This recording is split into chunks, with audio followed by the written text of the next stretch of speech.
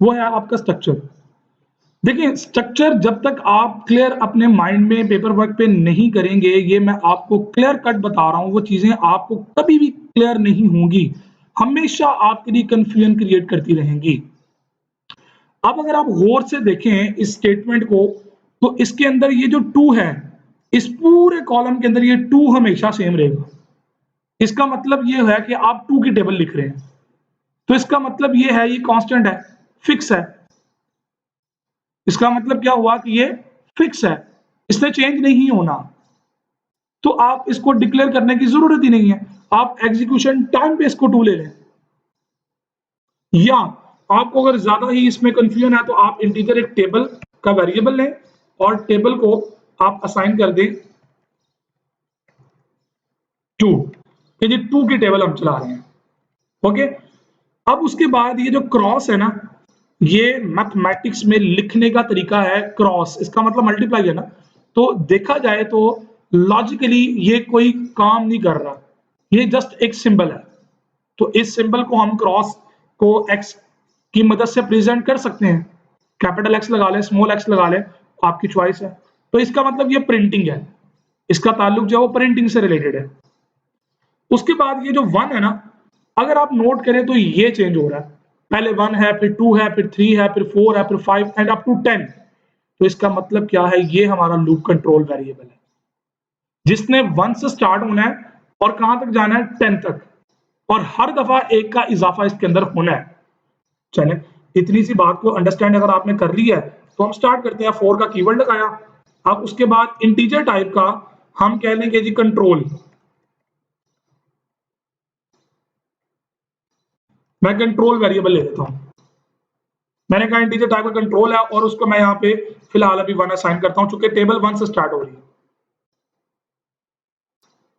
बात समझ आई? अब मैंने कंट्रोल को वन लिया, क्यों लिया? चूंकि मुझे पता है मेरी टेबल वन से स्टार्ट होती है, जीरो से स्टार्ट नहीं होती है, वन से स्टार्ट होती है, one two three up to 10 तक। चलनी इसने 10 तक है, तो मैं कह सकता हूं control less than equal to 10, ये 10 तक हो जाएगा। इक्वल इसलिए लगाया कि 10 को भी गिनना है। और उसके बाद तीसरी चीज जो इंक्रीमेंट है वो क्या है, कि जनाब हर दफा एक का इजाफा होना है, एक के बाद दो आ रहा, मतलब वन प्लस वन टू आ रहा है, टू के बाद थ्री आ रहा है, इसका मतलब टू प्लस वन थ्री आ रहा है। तो आप क्या करेंगे, control is equal to control plus one, और यहां पर भी सेमीकोलन। तो याद रखिएगा, फॉर्मेट ये कहता है कि यहां सेमीकोलन है, यहां सेमीकोलन है, यहां सेमीकोलन है। उसके बाद आपकी बॉडी है, अब बॉडी को प्रिंट करवाना है। अब प्रिंट करवाने का जो तरीका है बड़ा आसान है, सी आउट की स्टेटमेंट है, ENDL पहले लिखने का फायदा कुछ नहीं है, ठीक है। वो आपकी देखिए प्रिंटिंग बिहेवियर है, जब तक आप करेंगे नहीं, प्रिंटिंग बिहेवियर को टेस्ट नहीं करेंगे, तब तक आप चीजों को एडजस्टमेंट करना नहीं सीख पाएंगे कि वो एडजस्ट कैसे हो रही है। सो अब यहाँ पे जो स्टेटमेंट है, अगर आप देखा जाए तो ये टू एज इट इज आएगा, कांस्टेंट है ना, टू लिख दिया। उसके बाद आगे क्रॉस है, मैं कैपिटल स्मॉल एक्स लगा देता हूं, स्पेस मैंने इसलिए दी ताकि उनके दरमियान डिफरेंस नजर आए। अब उसके बाद ये जो वन है ना, इस वन को मैंने चूंकि कंट्रोल के अंदर लिया है, तो मैं यहाँ पे कंट्रोल का वेरिएबल ले लेता हूं। बात समझ आई? कंट्रोल का वेरिएबल ले लिया। अब कंट्रोल के वेरिएबल के बाद अगली चीज है जो इक्वल है, that is a printing behaviour. ये प्रिंटिंग स्टाइल है, लिखने का तरीका है, आप नहीं भी लिखेंगे डजंट मैटर, लेकिन अगर आपने एज इट इज प्रिंटिंग करवानी है टेबल की तरह, तो ये एक कांस्टेंट है, फिक्स है, करेक्टर है, मतलब प्रिंट करवा दिया, डबल कोट्स के अंदर एज ए मैसेज ले लिया, एज ए मैसेज ले लिया। तो डबल कोट्स में जो लिखेंगे वो एज इट इज प्रिंट हो जाएगा, ठीक है। उसके बाद अगला काम जो है वो क्या है, वो इंपॉर्टेंट है, वो क्या है, अगर आप नोट करें तो ये टू पता क्या है, इस टू का मतलब क्या है, ये टू को वन से मल्टीप्लाई किया है। इस फोर का मतलब है इस टू को इस टू से मल्टीप्लाई किया। इस सिक्स का मतलब है इस टू को इस थ्री से मल्टीप्लाई किया। तो इसका मतलब पता क्या है, यहाँ पे इस टू को आपने मल्टीप्लाई करना है कंट्रोल के साथ, ENDL। मेरा प्रोग्राम कंप्लीट हो चुका है, मैं थोड़ा सा एक्सप्लेन कर दूंगा आपको। टू टाइम्स कंट्रोल, कंट्रोल पहले दफा क्या होगा, वन, तो टू टाइम्स वन टू आ गया। अगली दफा जब इंक्रीमेंट होना तो कंट्रोल ने टू हो चुका होना, two into two four, six and so on, वो आगे बढ़ता जाएगा। That is the logic of your table.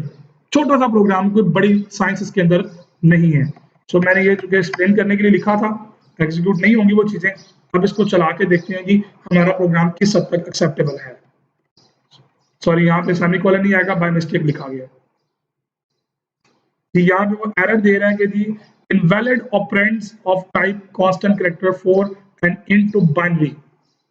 वो कहता है कि जनाब आप क्या कर रहे हैं, इसको ब्रैकेट में ले लेते हैं जरा। देखिए मैं कुछ गलतियां मे भी पॉसिबल के जानबूझ के कर रहा हूं आपको समझाने के लिए, दिखाने के लिए। चेक करें जरा। अभी कुछ ने एरर दिया हुआ, कहता है जी इनवैलिड, तो हमने टू चुके टेबल में ले लिया हुआ है, तो मैं यहाँ पे टेबल का वेरिएबल यूज कर लेता हूँ।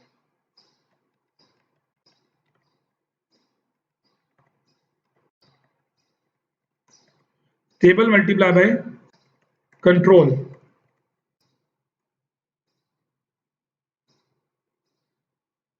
जी वो स्टैटिक को यहाँ पे कंसीडर कर रहा है, कंसीडर कर रहा है यहाँ पे स्टैटिक को, कि वो यहाँ पे पॉइंटर यूज किया जा रहा है। पॉइंटर एक टाइप होती है, वो आगे चल के आप देखेंगे।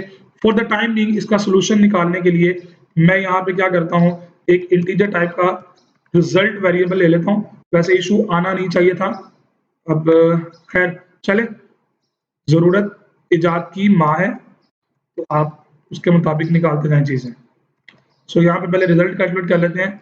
Result is equal to table multiply by control. एक लास्ट चीज मुझे चेक करनी है बस यहाँ पे,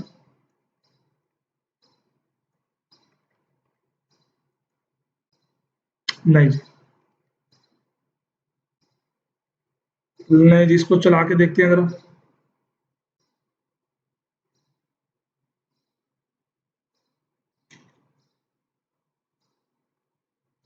एरर यहाँ पे मेरा ख्याल है आ रहा है, जो कि कुछ प्रॉब्लमेटिक यहाँ पे क्रिएट कर रहा है। एरर दे रहा है जी invalid operands of type constant character 4 and into binary. तो ऑपरेंड यहाँ पे गलत यूज हो रहा है। चलें इसको मैं एक दोबारा इसको लिख लेते हैं। 4 int control, I think control का वेरिएबल, चलें control is equal to 1, control less than is equal to 10, और control is equal to control plus 1, और इसकी बॉडी के अंदर सी आउट टेबल, और उसके बाद ये क्रॉस, उसके बाद आपका कंट्रोल वेरिएबल। यहां तक चला के देखते हैं जी कोई इशू तो नहीं है। नहीं जी, इसको कोई इशू यहाँ पे नहीं है। उसके बाद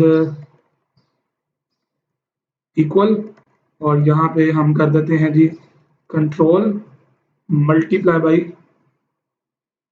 टेबल।